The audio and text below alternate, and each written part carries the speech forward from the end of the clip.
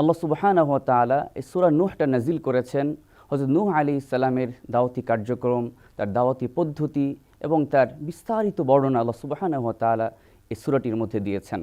আল্লাহ সুবহানাহু ওয়া তাআলা এই নূহ আলাইহিস সালামকে তিনি মহা সংগ্রামী নবী হিসেবে অভিহিত করেছেন।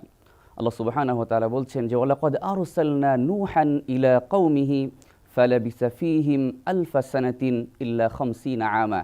নূহ আলাইহিস সালাম এমন একজন মহা সংগ্রামী নবী ছিলেন, তিনি 1 বছর 2 বছর তার জাতির নিকট দাওয়াত দেননি, 100 বছর 200 বছর দাওয়াতি কাজ চালাননি, বরং তিনি তার জাতির নিকট 950 বছর দীর্ঘ সময়ব্যাপী তিনি দাওয়াতি কাজ তিনি চালিয়েছেন। আল্লাহু আকবার। তো আল্লাহ সুবহানাহু ওয়া তাআলা নূহ আলাইহিস সালামের ব্যাপারে বলছেন যে ওয়ালাকাদ আরসালনা নূহান ইলা কওমিহি ইন্নী লাকুম নাযীরুম মুবিন। আমি নূহকে তার কওমের নিকট প্রেরণ করলাম। তিনি বললেন তার জাতিকে উদ্দেশ্য করে, আমি অবশ্যই তোমাদের কাছে সুস্পষ্ট সতর্ককারী রূপেই প্রেরিত হয়েছি। আল্লাহ তা'বুদু ইল্লাল্লাহ ইন্নী আখাফু আলাইকুম আযাব ইয়াউমিন আলীম। তিনি তার কওমের লোকদেরকে বললেন যে তোমাদের অবশ্যই উচিত হবে একমাত্র আল্লাহর ইবাদত করা। এই আল্লাহর ইবাদতের বাইরে গিয়ে অন্য কারো ইবাদত করা এটা তোমাদের কোনোভাবেই উচিত হবে না।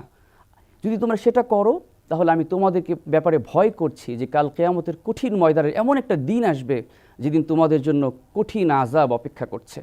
তো এভাবে নূহ আলাইহিস সালাম যখন তার কওমের লোকদেরকে দাওয়াত দেওয়া শুরু করলেন, সূরাতুন নূহের মধ্যে ব্যাপারটি এসেছে। তিনি তার কওমের লোকদেরকে বললেন, যখন দাওয়াত দেওয়া শুরু করলেন তখন আল্লাহ সুবহানাহু ওয়া তাআলা সে ব্যাপারটি এখানে উল্লেখ করছেন যে নূহ আলাইহিস সালাম আল্লাহ সুবহানাহু ওয়া তাআলার কাছে বলছেন যে ক্বালা রাব্বি ইন্নী দাআউতু কওমি লাইলা ওয়া নাহারা। ও আল্লাহ, আমি আমার কওমকে অবিরত আমি দাওয়াত দিয়ে যাচ্ছি, কোনো বিশ্রাম আমি নিচ্ছি না, এমনভাবে দাওয়াতি কাজ চালাচ্ছি, রাত্রে দাওয়াতি কাজ করছি, দিনে করছি, প্রতি মুহূর্তে করছি, প্রতি মোমেন্টে করছি, দাওয়াতি কাজ আমি চালিয়ে যাচ্ছি। কিন্তু ফালাম ইয়াজিদুহুম দুআই ইল্লা ফিরারা। কিন্তু এই দাওয়াতের যে রেজাল্টটা আমি পাচ্ছি, ভালো কোনো রেজাল্ট আমি পাচ্ছি না। আমার এই সমস্ত জাতির লোকেরা প্রতিনিয়ত তারা চায় আমার কাছ থেকে দূরে থাকবার জন্যে, তাদের কর্ণকুহরে তারা এ দাওয়াত তারা পৌঁছাতে চাচ্ছে না। তিনি আরও বললেন যে ওয়া ইন্নী কুল্লামা দাউতুহুম লিতাগফিরা লাহুম জাআলু আসাবিআহুম ফি আযানিহিম ওয়াস্তাগশাউ সিয়াবাহুম ওয়া আসাররু ওয়াস্তাকবারু ইস্তিকবারা। তিনি বললেন যে ও আল্লাহ, আমি তো আপনার ক্ষমার দিকে আমার জাতির লোকদেরকে আহ্বান করছি, প্রতিনিয়ত আমি আহ্বান করছি যাতে করে আমার জাতির লোকেরা ক্ষমাপ্রাপ্ত হয়। কিন্তু আমি যখন তাদের কাছে দাওয়াত পৌঁছাই তখন তাদের আঙুলগুলোর তাদের কানের মধ্যে তার আঙুল দিয়ে ঢেকে দেয়, যাতে করে আমার এই দাওয়াত তাদের কর্ণকুহরে প্রবেশ না করে। তারা সেটা শুনতেও চাচ্ছে না, এমনকি যাতে করে তারা আমাকে দেখতে না পায়, আমার সাথে তাদের দেখা না হয়, এজন্য আমাকে দূর থেকে দেখা মাত্রই তাদের মুখমণ্ডলগুলো তারা কাপড় দিয়ে ঢেকে দেয়। এমনকি তারা এমন উদ্ধত্ত প্রকাশ করছে, অহংকার প্রকাশ করছে, তারা কোনোভাবেই আমার দাওয়াতকে তারা গ্রহণ করছে না। তো আল্লাহ সুবহানাহু ওয়া তাআলা নূহ আলাইহিস সালামের জাতির যে নেতারা কী আচরণ করেছে সে বিষয়টাও বললেন যে ফাকাল মালাউল্লাযীনা কাফারু মিন কওমিহি মা নারাকা ইল্লা বাশারাম মিসলানা ওয়া মা নারাকা ইত্তাবা'আকা ইল্লা আল্লাযীনা হুম আরাযিলুনা বাদিয়ার রাই। জাতির নেতার লোকেরা তারা বলল, যার নেতৃত্বস্থানীয় ছিল তারা বলল যে হে নূহ, আমরা তোমাকে খুব সাধারণ একজন মানুষ মনে করি, আমাদের কাছে মনে হয় না তুমি আল্লাহর নবী, আমাদের মনে হয় না তোমার উপর তুমি নবুয়ত প্রাপ্ত হয়েছ। এমনকি আমাদের এটা মনে হয় যে যারা তোমার কাছে আসছে, যে লোকগুলো তোমাকে অনুসরণ করছে, তারা সমাজের সবচেয়ে নিম্ন শ্রেণীর লোক, ভালো উচ্চ পদস্থ যারা সমাজে প্রভাবশালী রয়েছে, ক্ষমতাধর রয়েছে, এমন কোনো মানুষ তো তোমার দাওয়াত কবুল করছে না। এভাবে নূহ আলাইহিস সালামকে জাতির লোকেরা প্রতিনিয়ত তারা হেয় করত, অপমানিত করত।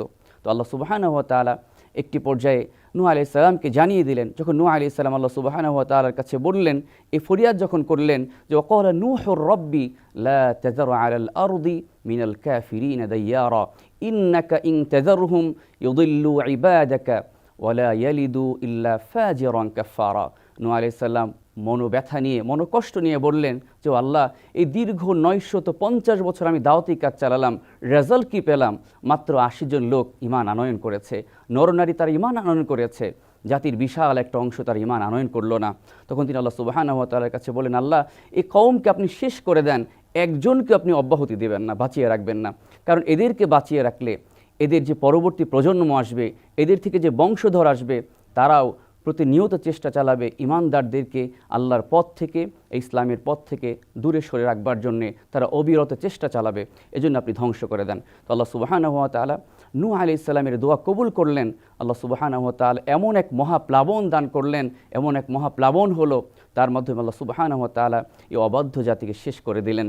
তো প্রিয় দর্শক, আল্লাহ সুবহানাহু ওয়া তাআলা এই যে নবী আলাইহিস সালামগণকে যে দাওয়াতি কাজের দায়িত্ব দিয়েছেন, এটা শুধুমাত্র নবী আলাইহিস সালামগণের দাওয়াতির এইটা তাদেরই শুধুমাত্র কাজ নয়, বরং আল্লাহ সুবহানাহু ওয়া তাআলা কোরআনে বলছেন, কুনতুম খায়রা উম্মাতিন উখরিজাত লিন-নাস তা'মুরুনা বিল মা'রুফ ওয়া তানহাউনা 'আনিল মুনকারি ওয়া তু'মিনুনা বিল্লাহ। You are the best of peoples raised for mankind, enjoining what is right, forbidding what is wrong, and believing in Allah.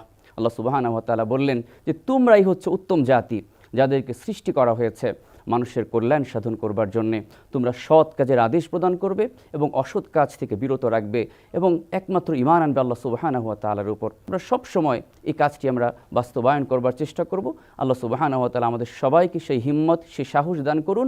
আসসালামু আলাইকুম ওয়া রাহমাতুল্লাহি ওয়া বারাকাতুহু।